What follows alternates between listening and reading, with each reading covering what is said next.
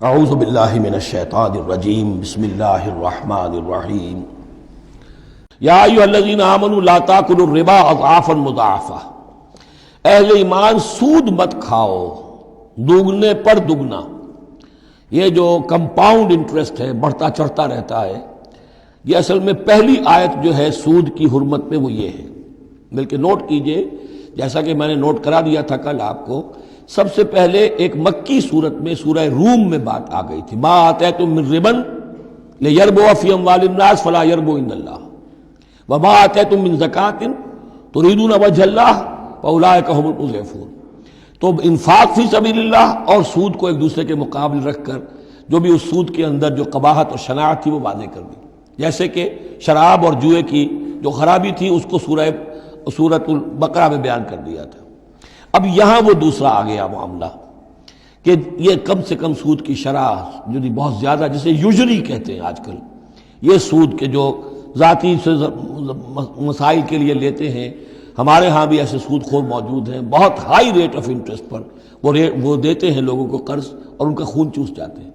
تو پہلے اس سود کی مذمت آئی ہے، آخری حکم ہے پھر اس سود کا جو بیع کے اندر سود ہے، وہ ہے وہ حکم کہ جو سن 9 میں نازل ہوا، لیکن ترتیب مصحف میں وہ سورہ بقرہ میں ہے، وہ پورا رکوع ہم پڑھ چکے ہیں، اور اس رکوع کی آخری آیت وہ ہے جو قرآن مجید کی آخری آیت ہے ترتیب نزولی میں، وَاتَّقُوا يَوْمًا تُرْجَعُونَ فِيهِ إِلَى اللَّهِ۔ یہ کیوں یہاں پر آیت آئی ہے؟ اس لیے کہ محسوس ایسا ہوتا ہے کہ وہ جو 35 تیر انداز وہاں سے چھوڑ کر چلے گئے تھے، تو کوئی ان کے تحت الشعور میں مال غنیمت کی کوئی طلب تھی جو نہیں ہونی چاہیے تھی۔ اس حوالے سے کہ سود خوری جو بھی ہے، یہ انسان کے اندر مال سے محبت ایسی پیدا کر دیتی ہے جس کی وجہ سے اس کے کردار کے اندر بڑے بڑے خلا پیدا ہو سکتے ہیں۔ لہذا یہاں اسی کے حوالے سے یا ایھا الذین آمنوا لا تاکلوا الربا اضعافا مضاعفۃ واتقوا اللہ لعلکم تفلحون، اور اللہ کا تقوی اختیار کرو تاکہ تم فلاح پاؤ۔ واتقوا النار التی اعدت للکافرین، اس آگ سے بچو، ڈرو اس آگ سے جو کافروں کے لیے تیار کی گئی ہے، بھڑکائی گئی ہے۔ وَأَطِیعُوا اللَّهَ وَالرَّسُولَ لَعَلَّکُمْ تُرْحَمُونَ، اور اللہ اور اس کے رسول کی اطاعت کرتے رہو تاکہ تم پر رحم کیا جائے۔ وَسَارِعُوا إِلَىٰ مَغْفِرَةٍ مِّن رَّبِّکُمْ، اور دوڑو اپنے رب کی مغفرت کے حصول کے لیے۔ وَجَنَّةٍ عَرْضُهَا السَّمَاوَاتُ وَالْأَرْضُ، اور اس جنت کو حاصل کرنے کے لیے جس کا پھیلاؤ آسمانوں اور زمین جتنا ہے۔ اعدت للمتقین، وہ تیار کی گئی ہے، سنواری گئی ہے، اس کا سنگھار کیا گیا ہے اہل تقوی کے لیے۔ الذین ينفقون فی السراء والضراء، وہ لوگ جو خرچ کرتے ہیں سود کے مقابلے میں انفاق، یہ تقابل پھر دیکھ لیجئے، جو خرچ کرتے ہیں سرائے خوشی میں بھی، والضراء خود تنگ دست ہے تب بھی کرتے ہیں چاہے تکلیف میں ہیں، والکاظمین الغیظ، اور وہ لوگ جو اپنے غصے کو پی جانے والے ہیں، والعافین عن الناس، اور وہ لوگ جو لوگوں کی خطاؤں سے درگزر کرتے ہیں انہیں معاف کر دیتے ہیں۔ واللہ یحب المحسنین، اللہ تعالیٰ ایسے محسنین کو پسند کرتا ہے، یہ درجہ احسان ہے، اسلام، ایمان، پھر احسان۔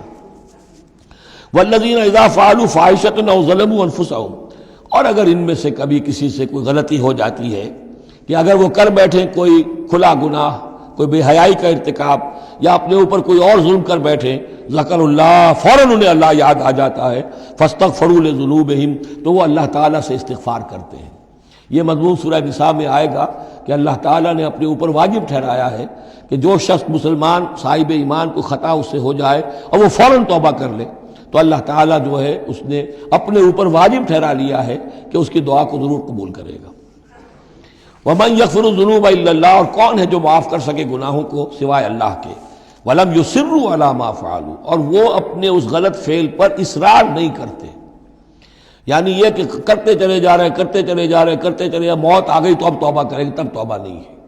ایک خطا ہو گئی، جذبات میں ہو گئی، بھول میں ہو گئی، فوراً ہوش آیا، فوراً جو ہے گڑ گڑائے، فوراً توبہ کی، عزم مصمم کیا اللہ دوبارہ نہیں کروں گا، پوری پشیمانی کے ساتھ اللہ کی جناب میں اپنے پورے صمیم قلب کے ساتھ توبہ کی، اللہ اس توبہ کی قبول کرنے کی ضمانت دیتا ہے۔ اولئک جزاؤہم مغفرۃ من ربہم، یہ وہ لوگ ہیں کہ جن کا بدلہ ہے ان کے رب کی طرف سے مغفرت، وجنات تجری من تحتہا الانہار خالدین فیہا، اور وہ باغات کے جن کے نیچے یا جن کے دامن میں ندیاں بہتی ہوں گی اور وہ اس میں ہمیشہ ہمیشہ رہیں گے۔ ونعم اجر العاملین، اور بہت ہی اچھا بدلہ ہے عمل کرنے والوں کے لیے۔